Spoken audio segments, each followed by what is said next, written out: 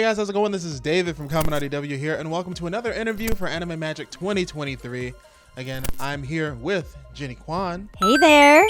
Amazing voice actress, Thank you. Singer that I've been learning throughout the day for the interviews here.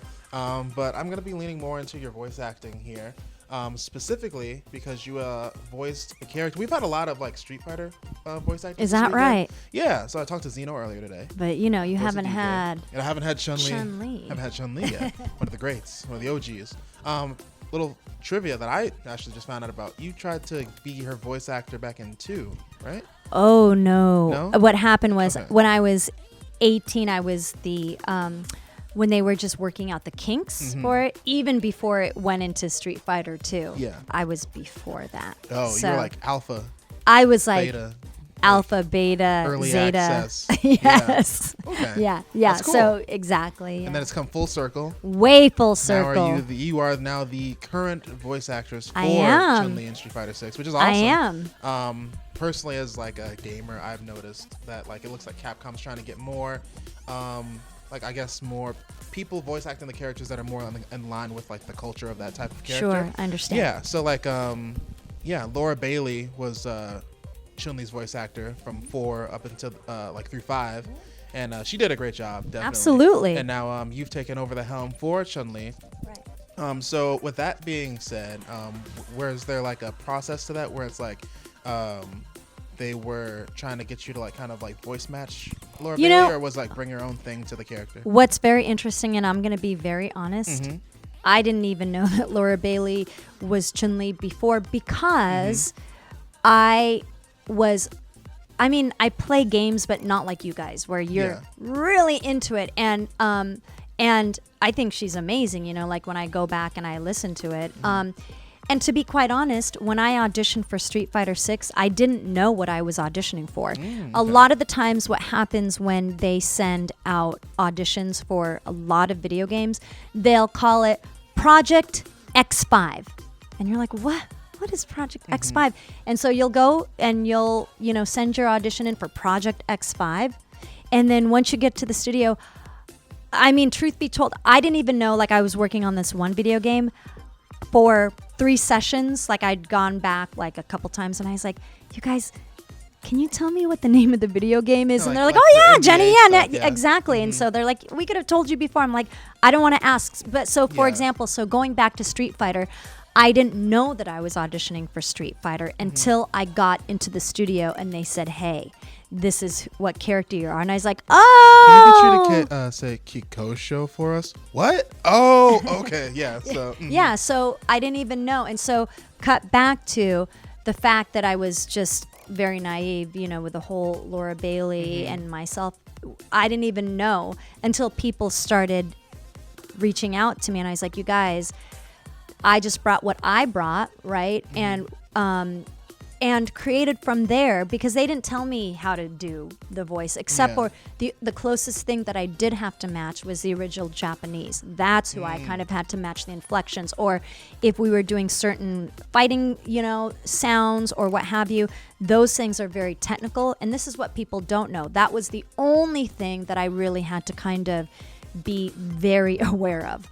And so when I'm delivering if it's a specific time that they can't go above even seconds, you gotta match the frames. Then I have to match the frames.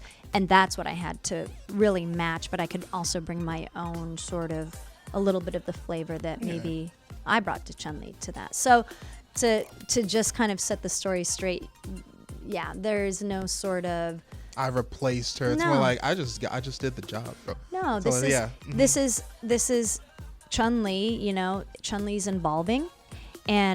evolving. I should say involving. She's involving and evolving to the next level. And so here we are. Awesome. Yeah. But totally, you do a great job voicing her in the appreciate story that. mode, in the game. Amazing. My camera guy over there, Chun-Li main. Yes. Love, big love thank for her. you. But also here, according to Chun-Li's character profile, she enjoys days off and shopping with Li Fen. Love it. And similar to me. Crime and indecisiveness. Yes, I would agree. What would your personal likes and dislikes be on your character profile for Street Fighter? If it was me, Jenny, what would your likes and dislikes be? I would say I would add to my likes eating, and I like shopping, and I like the beach. Dislikes. I don't like injustice. That's a really hard one for me. Okay. And cruelty to animals. I don't like that. And cruelty to people who maybe they don't have as strong of a voice as others. I don't really care for that. Like a fighter for the people type of situation. Yeah, I would say so. Okay, you guys have a little bit of like parallels there then. I like that. Very Okay, nice. Okay. good. Cool. And then also another one here. You voiced, of course, Suki from Avatar: The Last Airbender. Transparency. I haven't seen all of Avatar: The Last Airbender. It's okay. Not everybody has. Yeah. Don't worry. I'm not judging I had to in the fact check moment. with my girlfriend. She really loves Avatar. Oh, okay. And I was like, did Suki die? And she was like, I don't know. I'll leave that open because there Yeah. may be some people who actually No haven't spoilers. seen Avatar yet, but no. But yeah, so Avatar: The Last Airbender is still like a really big show in pop culture. Like I was at C2E2 earlier this year, and like the main four were there. Dante, Yeah. Zach, yeah. Yeah, and it's also getting like another run at the live action thing. So how does it feel to be part of a character that's still like culturally relevant with like the Avatar: The Last Airbender and things like that? Yeah. You know, you never know as the actor what is going to hit and what is not going to hit. And back in the day when we first recorded and it came out, there was such a love. And then when the pandemic hit and they released Avatar on Netflix, And people were binging that. I had no idea. Yeah. Like my friends started DMing me, and then I worked on this project with this director who used to work at Nickelodeon. He said, "Hey, Jenny, how does it feel to be on the #1 show on Netflix?" And I was like, "What are you talking about?" He's like, "Avatar." And I was like, "Oh yeah. Oh, cool." I said, "Maybe I should post about it." He's like, "I don't think they need any help." And I was like, "Okay."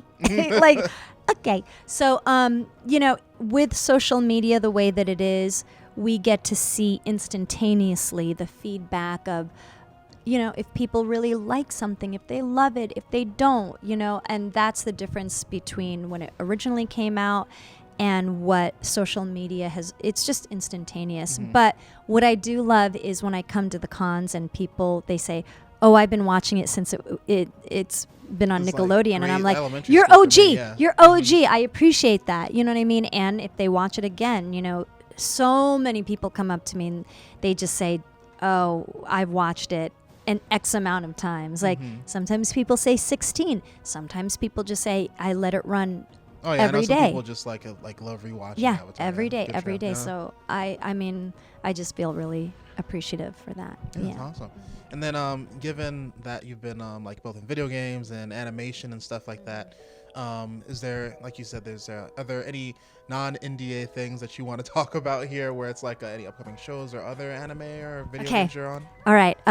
Okay. What I'm hoping that I'm saying this right. Get you ready know? and post me. We might Oh have to yeah, cut some right. stuff. Exactly. Exactly. I'm in a video game called Chronicles of Miasma. Diablo 4. Who are you in Diablo 4? Is it like a main character? Or? It's a subsidiary character. I'd have to look at the name.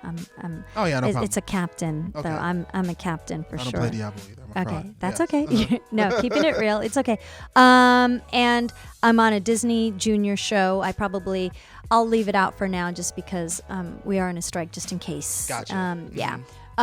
And yeah, I do a lot of dubbing projects. I have another video game that's coming out that was supposed to be released last November, but they're still working and making everything just extremely perfect for all the fans to see. So that should be really exciting. Whatever that means. We'll look into it in post. Yeah. Don't worry about it. But yeah, so just a lot of great things, you know, coming out here and there. And Awesome. yeah. Yeah. Well, it's great to have you here at Anime Thank Magic. you. Definitely like having a whole bunch of awesome voice actors such as Aw, yourself here in thank Chicago, you. where I got to meet all y'all. But yeah, thank you so much for the time. Thank you. Talking to me. Yeah. And yeah, I hope you have a great rest of your weekend, okay? You too. Again, Thanks, this guys. is me, Dave from ConMenRDW, and I'll see y'all on the next video. See you then. Bye-bye. Bye.